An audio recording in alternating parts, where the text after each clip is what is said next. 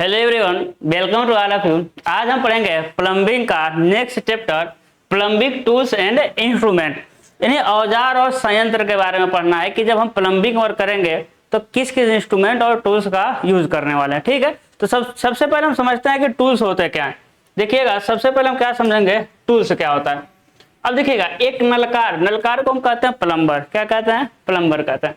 कह रहा है एक प्लम्बर को अन्य सब या एक प्लम्बर को या मतलब कह रहा है कि सभी कारीगरों की भांत, भाई जो भी काम करने वाले हैं, जैसे लोहार हो गया, सुनार हो गया, कुम्हार हो गया और बढ़ई हो गया, इन सभी के भांत है ना, जो भी काम करने वाले हैं उन्हीं के भांत एक प्लम्बर को, है ना, सबके भांत एक प्लम्बर को अपना कार्य सुचारू रूप से संपन्न करने के लिए कुछ विशेष औजार यंत्रों की जरूरत होती है। प्लम्बर को इनके हस्तन तथा रख रखाव की उचित जानकारी होना चाहिए कि भाई किस इंस्ट्रूमेंट को कैसे रखना है, किस इंस्ट्रूमेंट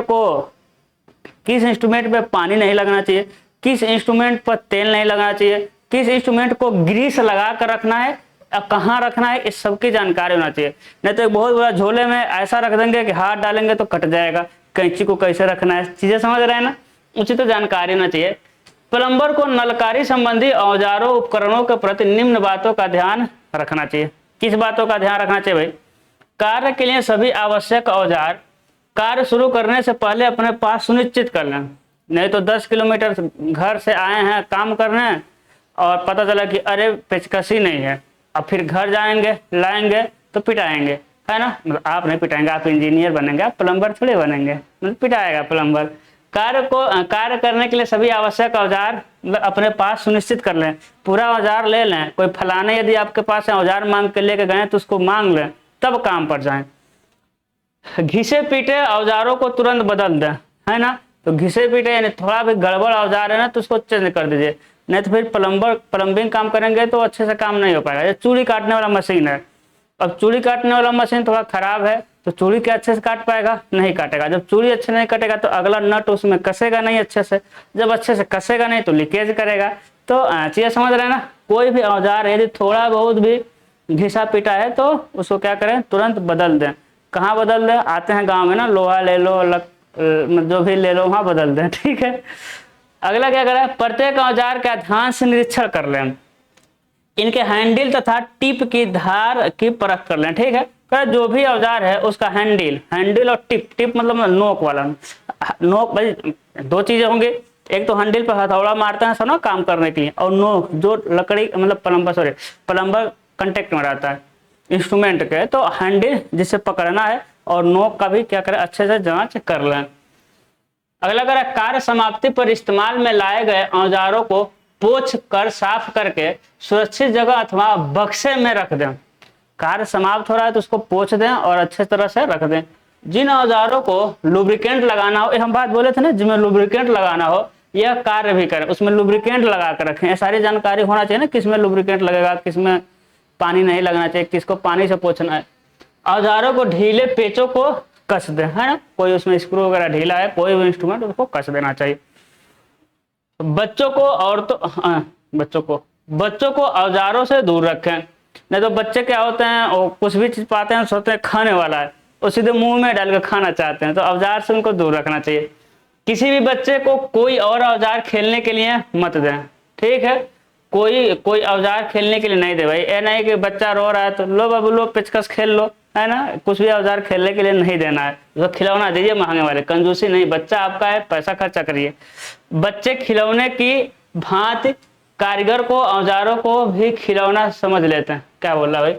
बच्चे खिलौने की भांति कारीगर के औजारों को भी खिलौना समझ लेते हैं, ठीक है ना, अच्छी बात है। अगला करें, निजी औजारों किसी अन्य कारीगर को मत दें। अपना जो पर्सनल इंस्ट्रूमेंट है वो किसी को मत दीजिए, वो अपने पास रखिए, ठीक है। यदि देने ही पड़ते हैं तो मतलब कि वापसी या लौटने पर इनकी टूट फूट की जांच कर लें। भाई तोड़ कर तो नहीं, फलाने मेरा इंस्ट्रूमेंट ले गए थे तो ऐसा नहीं तोड़ के दे दिए, तो चेक कर लीजिए अच्छे से, ठीक है ना। चलिए थोड़ा सा इसका फोकस हम बढ़ाते हैं, चलिए अगला देखते हैं। चलिएगा, अगला कह रहा है, प्लम्बिंग संबंधी यदि नया औजार सामान बाजार में आता है तो उसकी जानकारी रखें। देखिए ये बहुत जरूरी है प्लम्बिंग के लिए नहीं, अपने के लिए भी जरूर। यदि आप तैयारी कर रहे हैं तो कोई नया बुक आ रहा है, कोई अपडेट करके बुक आ रहा है तो उसको जानकारी रखें। कोई भी कहीं भी अपने आप को अपडेट करना बहुत जरूरी है ना। जैसे मान लेते हैं कि आप एक मिस्त्री हैं, भगवान करे आप जेई बने, लेकिन समझाने के लिए आपको हम मिस्त्री बना रहे हैं, कुछ आना नहीं है। आपको वॉशिंग मशीन आना, आपको वॉशिंग मशीन क्या है भाई, जो मैनुअल वॉशिंग मशीन है उसको उसका सब कुछ आता है बनाना। अब वॉशिंग मशीन के अलावा कुछ ऑटोमेटिक वॉशिंग मशीन आ गया, तो बताइए आपको ऑटोमेटिक सीखना पड़ेगा, क्योंकि मैनुअल वाले में तो काम खत्म हो गया, अब धीरे धीरे लोग ऑटोमेटिक की तरफ शिफ्ट हो रहे हैं।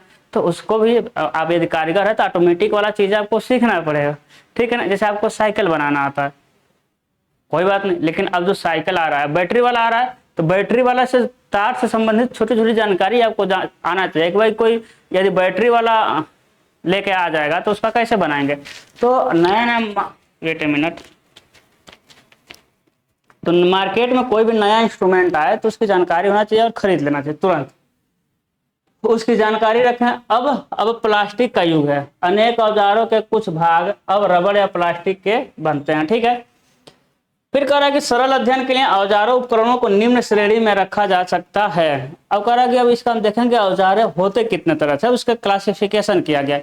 कितने तरह का क्लासिफिकेशन किया गया भाई, हैंड टूल, हस्त औजार, फिर भाई मतलब हस्त औजार, फिर ड्रिलिंग टूल यानी छेदने वाले औजार, फिर आ जाएगा कटिंग या स्क्रैपिंग टूल यानी काटने वाले या खुरचने वाले औजार, ठीक है। चलिए, फिर मेजरिंग इंस्ट्रूमेंट, मापने वाले औजार, सोल्डरिंग इंस्ट्रूमेंट यानी सोल्डर टांका लगाने वाले औजार, फिर आ जाएगा बड़े उपकरण तथा मशीन है। इतने हम टाइप में उसको क्लासिफाई करेंगे। सबसे पहले हम पढ़ेंगे हैंड टूल। क्या पढ़ेंगे भाई, हस्त औजार के बारे में पढ़ेंगे। किसके बारे में पढ़ेंगे, हैंड टूल के बारे में, ठीक है। सबसे पहला हम टूल्स पढ़ रहे हैं पेचकस, स्क्रू ड्राइवर, है ना। क्या पढ़े, स्क्रू ड्राइवर। सच बताएं तो स्क्रू ड्राइवर जब हम प्लम्बिंग का पीपीटी बनवा रहे थे तभी हमको पता चला स्क्रू ड्राइवर का हिंदी पेचकस होता है, ठीक है। देखिए स्क्रू ड्राइवर मतलब क्या होगा भाई, ड्राइव करेगा स्क्रू को। देखते हैं तो पेचकस तो सारे लोग देखे होंगे। देखिए आपके सामने दिख रहा है, आपके सामने पेचकस दिख रहा है ना भाई, आपके सामने पेचकस दिख रहा है, ठीक है। आपके सामने क्या दिख रहा है, आपका पेचकस दिख रहा है, ठीक है। चलिए, है ना। अब समझिएगा उसके बाद पेचकस क्या होता है, यह एक सरल प्रकार का औजार है, ठीक ना। सिंपल औजार है, ऐसा नहीं है कि बहुत बड़ा मशीन नहीं है। यह एक सरल प्रकार का औजार है जो किसी अवयव में पेंच कसने या ढीला करने के काम आता है। ये बात आप जानते हैं, यही हम शुरू में बताए थे कि प्लम्बिंग ऐसा सब्जेक्ट है कि आप सब कुछ सुने रहेंगे, इक्का दुक्का छोड़ के सब कुछ सुने रहेंगे, सब कुछ बस थोड़ा बहुत हम पढ़ा देंगे, आपको समझ आ जाएगा। वैसे भी आप 6 सेमेस्टर में, यदि हम 9 भी पढ़ाएं तो चीज़ें समझाने वाली चीज़ें नहीं है ना, हम बस दौड़ाते जाएंगे गाड़ी या पकड़ते रहिएगा, ठीक है। यह एक सरल प्रकार का औजार है भाई, सिंपल औजार है जो किसी अवयव में पेंच कसने या ढीला करने के काम आता है। पेचकस कई माप में आते हैं, कई साइज में आते हैं और इनकी टिप की चौड़ाई तथा स्क्रू ड्राइवर हैंडल की लंबाई के आधार पर जाने जाते हैं। पेचकस है, ठीक है, यानी किसके आधार पर हम स्क्रू देखते हैं भाई, एक तो इसकी चौड़ाई कितनी है और इसकी लंबाई कितनी है ना, इसकी लंबाई, इसी दोनों के आधार पर हम पेचकस को मापते हैं, ठीक है। लिख रहा है ना, कह रहा है कि पेचकस कई माप में आते हैं और ए मतलब पेचकस, इनकी टिप की चौड़ाई, इसकी बात कर रहा है, टिप की चौड़ाई तथा स्क्रू ड्राइवर हैंडल की लंबाई के आधार पर जाने जाते हैं, ठीक है, ठीक है। अब चलिए अगला क्या कर रहा है, पेचकस का हैंडल विद्युत रोधी होना चाहिए। देखते हैं ना, पेचकस से जो इलेक्ट्रीशियन होता है वो उसमें चेक करते हैं लाइट आ रहा है कि नहीं आ रहा, तो उसका जो हैंडल होना चाहिए इंसुलेटर का, उसमें लाइट वगैरह नहीं आना चाहिए, होना चाहिए। पेचकस से रेती छिलन का कार्य नहीं लेना चाहिए, इससे ठुकाई तथा छिद्रन कार्य भी नहीं करना चाहिए, ठीक है। अब रेती मतलब क्या होता है, जैसे कि हम क्या कहते हैं, जैसे हंसिया हो गया ना, या कोई नुकीली चीज होती है। अरे मेरे सामने पेचकस है भाई, ठीक है, मेरे सामने दो तरह के पेचकस हम आपको दिखा सकते हैं, ठीक है। देखिए, है ना, एक देखिए, एक क्या हो गया, टिप की चौड़ाई, इसकी चौड़ाई कुछ अलग है, इसकी चौड़ाई अलग है, हैंडल की लंबाई भी कुछ अलग है। ये इंसुलेटर का होना चाहिए, बीच में निकलता भी है, ठीक है, ये निकल जाता। हम क्या कह रहे थे, ये कुछ दब गया है, ठीक है, कोई बात नहीं। हाँ, कह रहे कि इस रेती का कार्य मतलब होता है कि किसी चीज को नुकीला बनाना, तो ऐसा नहीं जैसे मान लेते हैं पेन को नुकीला बनाना, इस पेन को नुकीला बनाना, तो इससे नुकीला नहीं बनाना, इससे ऐसा नहीं कि ऐसा करके नुकीला बने, नहीं, इससे बस, इससे ऐसा नहीं कि किसी ठोकना है तो ऐसे ठोक दीजिए, नहीं, आप पेचकस से बस स्क्रू को खोलने और मतलब ढीला करना और टाइट करने का ही काम लेना, नहीं तो कहीं होल करना तो इससे नहीं करना, नहीं तो ये खराब हो जाएगा टिपना, है ना, यही चीज़ें बोल रहा है, आपको समझ आता होगा। चलिए अगला चलते हैं। फिर हथौड़ा, हथौड़ा तो बच्चे को पता है भाई, हथौड़ा देखिए, है ना, हथौड़ा यहाँ मेन हथौड़ा है, ये तो लकड़ी हो गया, हैंडल हो गया, इसको छोड़ देंगे तो ये 3 तरह का आपको दिख रहा है, ठीक है। यह किसी ठोस पिंड पर प्रहार करने तथा तथा तथा फिट करने के काम आता, पता नहीं क्या वो है, क्या कर रहा है, एक किसी ठोस पिंड पर प्रहार करने, जैसे चोट मारने, तोड़ने, दबाने, फैलाने को, तथा किसी पार्ट को, समझिए किसी पार्ट, पुर्जा लिखा है, ठीक है, समझिएगा। यह किसी ठोस पिंड पर प्रहार करने से कहाँ कहाँ प्रहार करते हैं, तो चोट मारते हैं, तोड़ना, कहीं तोड़ना हो, दबाना हो, फैलाना हो, तथा पुर्जो है ना, पुर्जा को फिट करने के काम आता है। हथौड़े का साइज इनके पिन की आकृति और वजन पर निर्धारित किया जाता है, इसे ही कहेंगे पिन, है ना, देखिए अलग अलग आकृति है ना, पिन की आकृति और वजन के आधार पर इसको निर्धारित करते हैं। हथौड़ा कई प्रकार के होते हैं, कुछ के नाम है, देखिए हथौड़ा कई तरह के होते हैं, कुछ का नाम है, जैसे कि बाल पिन हैमर, तो देखिए इसे क्या कहते हैं हम लोग, बाल पिन हैमर। दूसरा होगा क्रॉस पिन हैमर, है ना, देखिए क्रॉस की तरह दिख रहा है ना, इससे कहीं भी थोड़ा बहुत नुकीली चीज इससे तोड़ेंगे ना, ईंट वगैरह तोड़ना हो तो इसे तोड़ेंगे, मारेंगे फट से टूट जाएगा, इसे कहेंगे क्रॉस पिन हैमर। और दूसरा है भाई स्ट्रेट पिन हैमर, तो देखिए एकदम चपटा है, ठीक है, तो क्या हो जाएगा आपका स्ट्रेट पिन हैमर। ये हो गया आपका 3 तरह का पेन के आधार पर। इसी हैमर में यही क्या लगाया जाता है, यहीं पर आप हैंडल लगा देंगे लकड़ी का या किसी भी चीज का, यहीं पर हैंडल लगा देंगे और उससे आप काम करना शुरू कर देंगे, ठीक है। चलिए मैलेट क्या होता है भाई, यह हल्के वजन वाला हथौड़ा होता है, यानी मैलेट उसे कहते हैं जो लकड़ी का हथौड़ा होता है, लकड़ी का हथौड़ा, ठीक है। हम जब फर्स्ट ईयर में थे, बहुत पहले की बात है, डिप्लोमा में, तो वर्कशॉप हुआ था, तो आया था वर्कशॉप में, एग्जामिनर था, करा तो लकड़ी का हथौड़ा था, कर था, इसका क्या नाम है, तो है ना, मैलेट को मैटिल कह दिया मैलेट को क्या कह दिया, मैलेट को कह दिया मेटल है, मारा, मतलब मारा, कहीं कहीं मारा, अब समझ आ, मारा कर मैलेट है, वो समझ गया लड़का जानता है, लेकिन वर्ड को इधर उधर कर रहा है, ठीक है। तो लकड़ी का जो हथौड़ा होता है हल्का होता है, लकड़ी का है ना, तो ये मैलेट उसे कहते हैं। यह हल्के वजन वाला हथौड़ा होता है जिसका पिन कास्ट या रबड़ का बना होता है। किसका बना रहेगा भाई, जो पिन रहेगा, पिन मतलब इसे पिन कहते हैं ना, किसका बना रहेगा, कास्ट का और रबड़ का, जनरली कास्ट का ही बना होता है, ठीक है। फिर हम समझते हैं स्पैनर क्या होता है, क्या होता है भाई स्पैनर, आपको दिख रहा है, ये क्या हो जाएंगे आपके स्पैनर हो जाएंगे। चलिए यह औजार प्लम्बिंग में बोल्ट, टोटियां, वाल्व आदि फिटिंग को कसने तथा खोलने के काम आ रहा है, देख रहा है ना आपको स्पैनर, ठीक है, रीच की तरह है ना, क्या है भाई स्पैनर। यहाँ देखिए ये फिक्स है, ये दोनों क्या है भाई फिक्स है सब, देखिए ये अलग अलग जगह अलग अलग यूज करते हैं, जैसे किसी कोने में है जहाँ जहाँ ये दोनों आप ऐसा नहीं कर सकते, वहाँ क्या करेंगे, इसको देखिए यहाँ इसको उसमें डाल, हाँ सिंपल समझिए, जो बाइक होता है ना, बाइक का जो स्पार्क देता है, जहाँ जहाँ चिंगारी निकलता है उसे क्या कहते हैं भाई पता नहीं, उसको खोलने के लिए ऐसा ही जरूरत है, उसमें डाल करके ऐसे घुमाइए, ऐसा जरूरत होता है, ठीक है, बोल गए क्या कहते। बोल्ट, टोटियां, वाल्व आदि को कसने खोलने के काम आता है। भीतरी पकड़ व्यास के आधार पर इनका पूरा सेट तैयार होता है ना, फिक्स होता है, इसकी चौड़ाई नहीं बढ़ेगी। स्पैनर खुला मुंह वाला, देखिए खुला मुंह वाला है, रिंग वाला है ना, देखिए रिंग वाला है, या बॉक्स या एडजस्टेबल, देखिए ये क्या हो जाएगा भाई, ये बॉक्स टाइप हो जाएगा। और एडजस्टेबल कई प्रकार के होते हैं, एडजस्टेबल देखे होंगे इस तरह नचाया जाता है ना, एडजस्टेबल क्या होता है भाई, आप ऐसा देखे होंगे इस तरह नचाते हैं सब, तो ये बड़ा ऐसा, ये बड़ा छोटा, मतलब कि बड़ा छोटा नचाने पर होता जाता है, ठीक है। तो देखे होंगे सारी चीजें। ये रिंच आपको सीधे सीधे समझ आ रहा है भाई, कहीं बहुत भारी है, देखिए बहुत बड़ा वाला है, ठीक है, इसी पर मतलब खोलने के लिए या बंद करने के लिए। अब कहीं कहीं एकदम फिक्स करना है ना, मान लेते कहीं का जो बोल्ट होता है ना उसके किनारे खराब हो गए हो, तो इसको पूरा घुसा दीजिए, पकड़ लेगा भाई, 1-2 खराब हुए हैं तो पूरा चारों तरफ है ना पकड़ लेगा। और तीसरा कहीं कोने वाले जगह में सिर्फ इसी को डाल दीजिए, और यहाँ घुमाने वाला होता है, ये नीचे वाले को पकड़ लेगा, यहाँ से क्या करिए आप घुमा दीजिए। फिर होता है भाई प्लीयर, है ना, क्या होता है प्लायर होता है, सरौता, है ना, जिसे क्या कहते हैं हम लोग भाई, एक क्या है भाई, प्लायर, ठीक है। हाँ, इसे कहते हैं पिलास कहते हैं, हम कह रहे हैं कुछ कहते हैं इसे, देसी भाषा में क्या कहते हैं भाई, पिलास, प्लायर, ठीक है, सरौता। इनमें खुलने या बंद होने वाले दो जबड़े होते हैं, है ना, देखिए खुलने बंद वाले दो जबड़े होते हैं, जिनमें वस्तु को पकड़ कर रखा जाता है ना, इसी पर क्या करेंगे, वस्तु को पकड़ करके रखेंगे।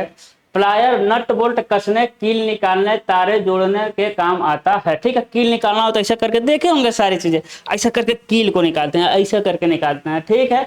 किस चीज को पकड़ कर रखना है, किसी से पकड़ कर रखते हैं, क्योंकि ये भी इंसुलेटर का ही होता है, इलेक्ट्रिकल में ज्यादा ये यूज होता है, काम आता है। इनके दोनों हस्त थाम जिनके विद्युत है ना, एक दोनों क्या होंगे आपके, इंसुलेटर होते हैं। जिस वस्तु जाब को नंगे हाथों से पकड़ना संकटी होता है, जैसे विद्युत तार है, प्लायर से काम लिया था ना, जैसे तार को हाथ से पकड़ेंगे लाइट मार देगा, तो हम इस प्लास का यूज करते हैं, सिंपल सी बात, ठीक है। चलिए ये क्या है, देखिए मूवेबल है, ठीक है। चलिए उसके बाद रिंच देख रहे हैं, उसके बाद क्या है भाई, रिंच है। यह औजार पाइपों की चूड़ियां कसने, ढीला करने, ठीक है। देखिए इसे कहे ए क्या है भाई, स्पैनर है, ठीक है। लेकिन यहाँ अरे यहाँ रिंच देखिए किसे कहते हैं।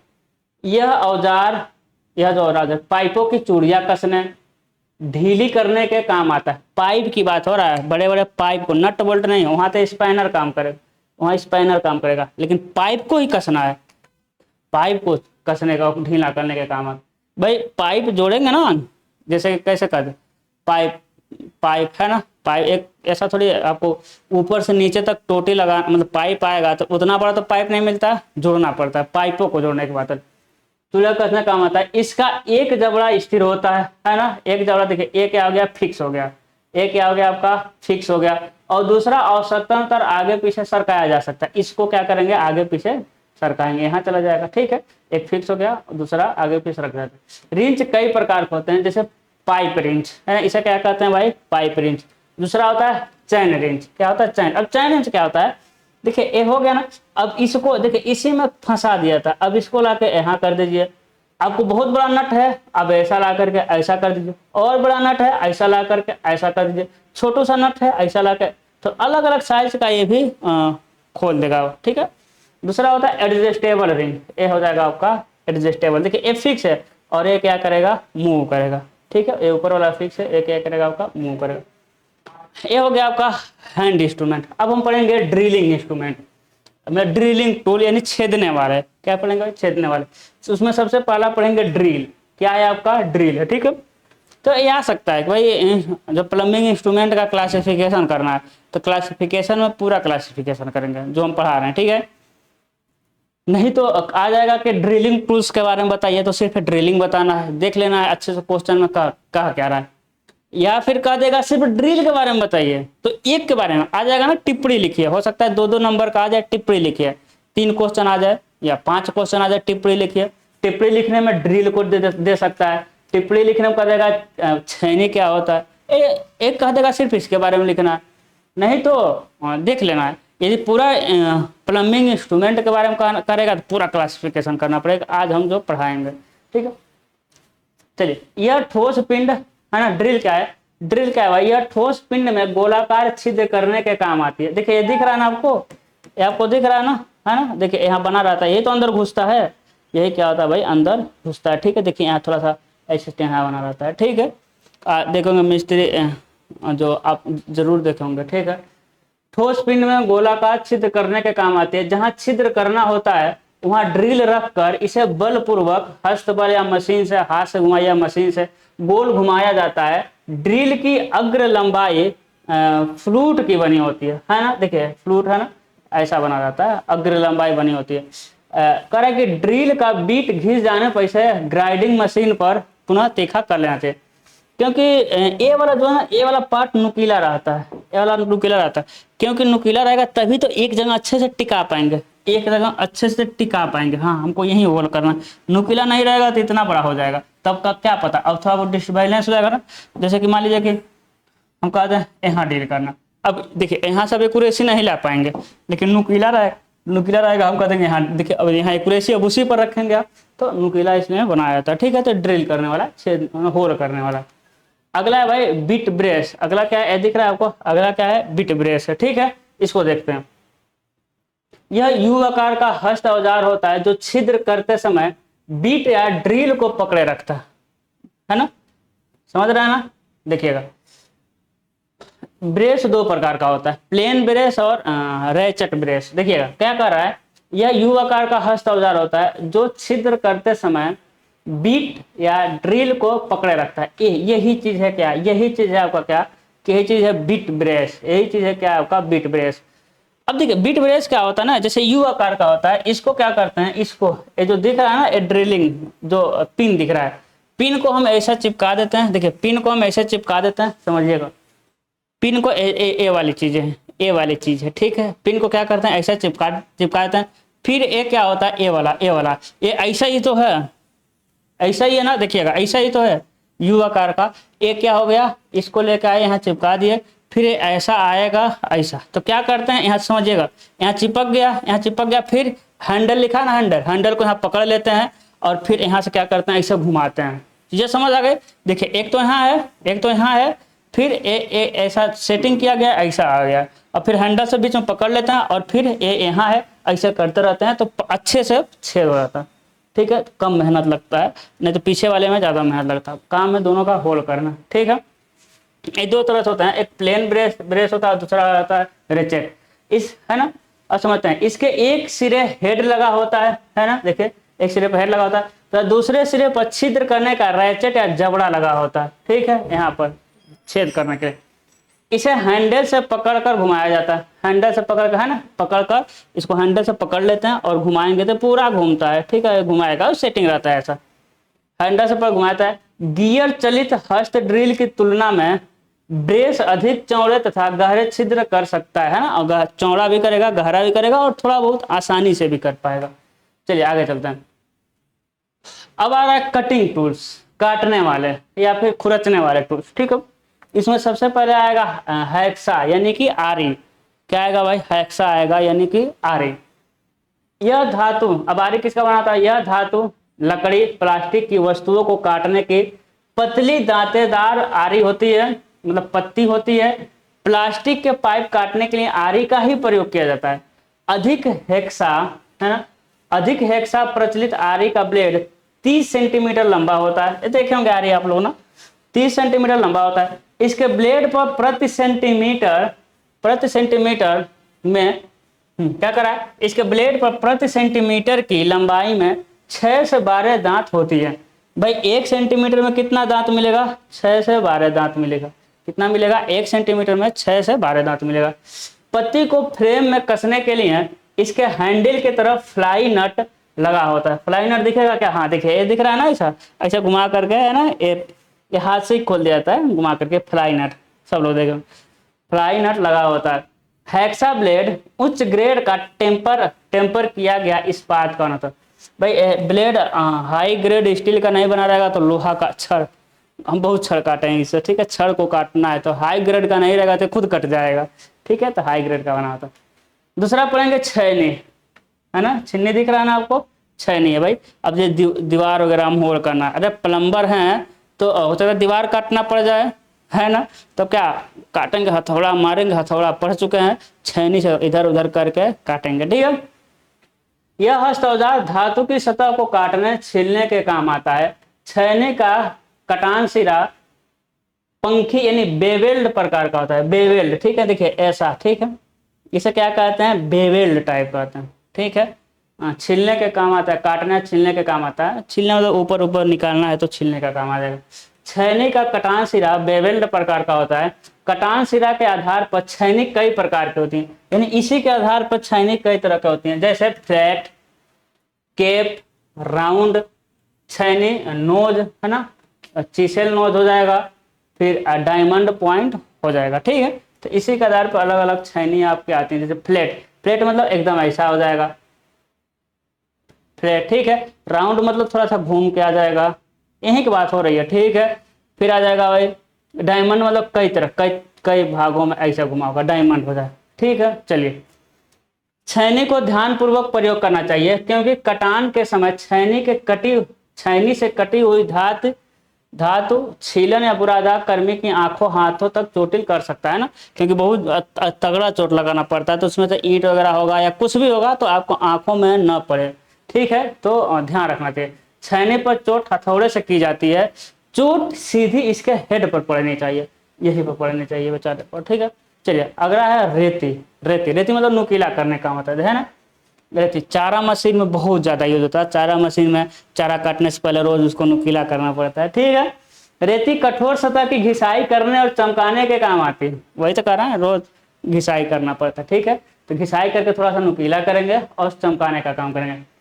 रेती कई मापों में वह आकृति में बनाई जाती है। रेती की लंबाई की दिशा में इसकी दोनों चपटी सतह यानी ऊपर तथा नीचे पर तिरछी गहरी लाइनें दांतें कटी होती हैं, है ना। आप देखे होंगे दांतें कटी होती है। यह काट लाइनें रफ अथवा टैंक महीन होनी चाहिए, मतलब महीन होती है, और ये एकल दिशा अथवा दोहरी दिशा में हो सकती है ना। ठीक है, तो ये एकल दिशा में भी हो सकता है ऐसा भी, या दोनों दिशा में भी हो सकता है। ठीक है, दोनों दिशा में हो सकती है। रेती को कुछ देर चलाने के बाद इसे ठोस सतह पर उल्टा पटक कर इसके दांतों में फंसे छीलन या बुरादा को निकाल देना चाहिए।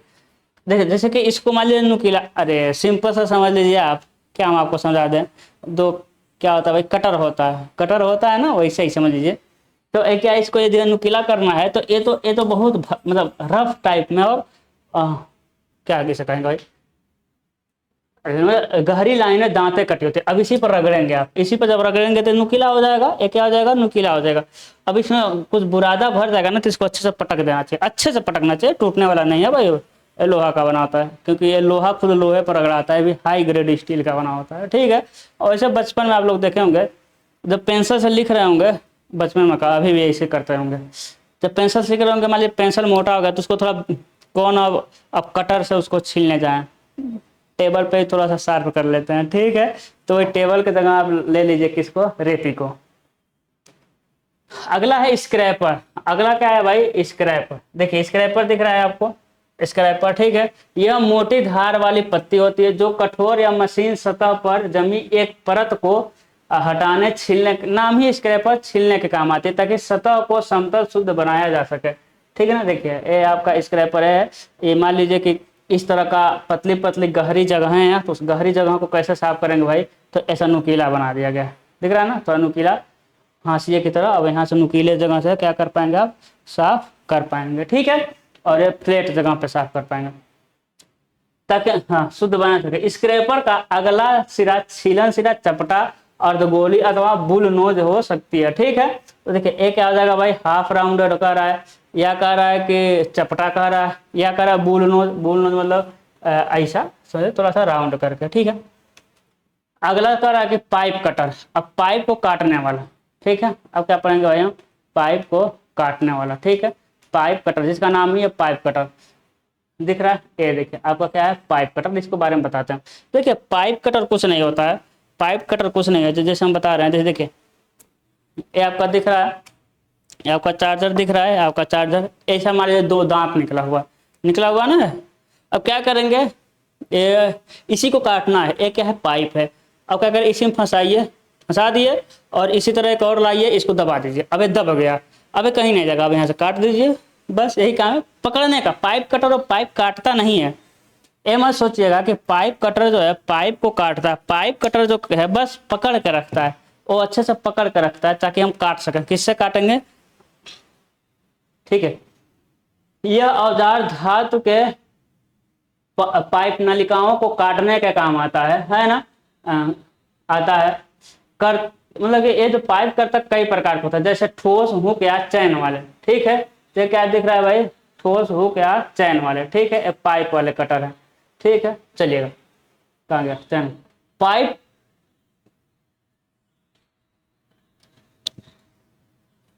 पाइप मतलब कर्तक से पाइपों को काटना हस्तन आरी की तुलना में सरल पड़ता है और समय भी कम लगता है। काटे जाने वाले पाइप को पाइप वाई शिकंजा में कसकर मतलब दबा देते हैं और कटर से काट लिया जाता है। ठीक है ना, देखिए दबाने वाला काम। देखिए पाइप दिख रहा है, यहाँ एक है पाइप है, दबा दीजिए। यहाँ क्या है भाई, पाइप है, दबा दीजिए। यहाँ पाइप, ये अलग अलग साइज का पाइप क्या करिए आप, दबा दीजिए। अब ऐसा आ गया है, ऐसा मतलब अब आ गया है कि दबाना भी और उससे काट भी देना है, ठीक है। अब ऐसा मशीन आ गई है कि अब दबाइए और उसी से काट दीजिए, नहीं तो पहले इसमें दबाना पड़ता था और अलग से काटना पड़ता था, अब इसी से कट जा रहा है। तो देखिए यहाँ क्या कर दिया, इधर से दबा दिया है, यहाँ पाइप रख करके ऊपर नीचे से दबा दिया, ठीक है। फिर यहाँ पाइप है, दबा दिया गया। चलिए आगे चलते हैं।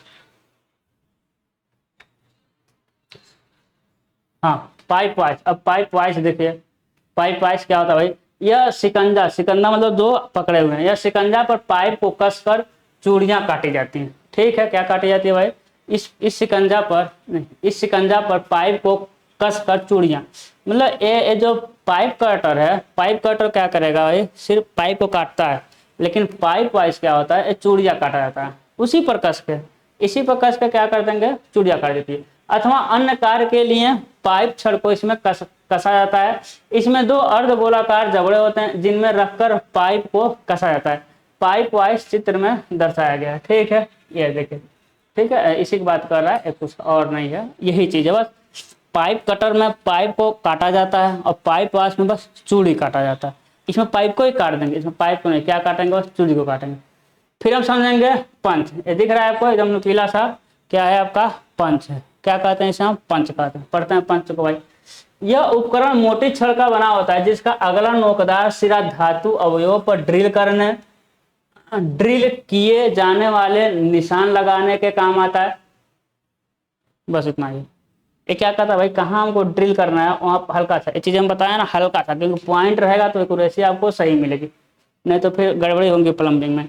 तो एकदम नुकीला रहता है, बस कहाँ होल करना है भैया, यहाँ होल करना हल्का सा, ठीक है। अब इसी पर उसको रख के घुमा देंगे। यह दो प्रकार का होते हैं, क्या करा भाई, प्रिंक पंच तथा सेंटर पंच, ठीक है। क्या है भाई, प्रिंक पंच तथा सेंटर पंच, ये देखिए आपको दिखाया गया। चलिए फिर आएगा आपका स्क्रबर।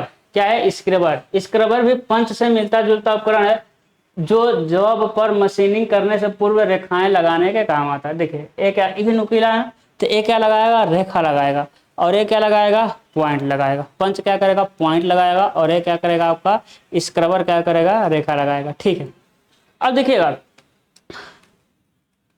अब समझिएगा, मतलब आज का लेक्चर यहीं पर क्या होता है, द एंड होता है। आज का लेक्चर क्या होता है, यहीं पर द एंड होता है। कल हम इसके आगे के पार्ट पढ़ेंगे। और एक बात समझिएगा, ये जो फर्स्ट एड वाला टॉपिक दिख रहा था, ये जो फर्स्ट कहाँ गया भाई, फर्स्ट एड, फर्स्ट एड ये पिछले चैप्टर का जो कि मिस हो गया था, ठीक है।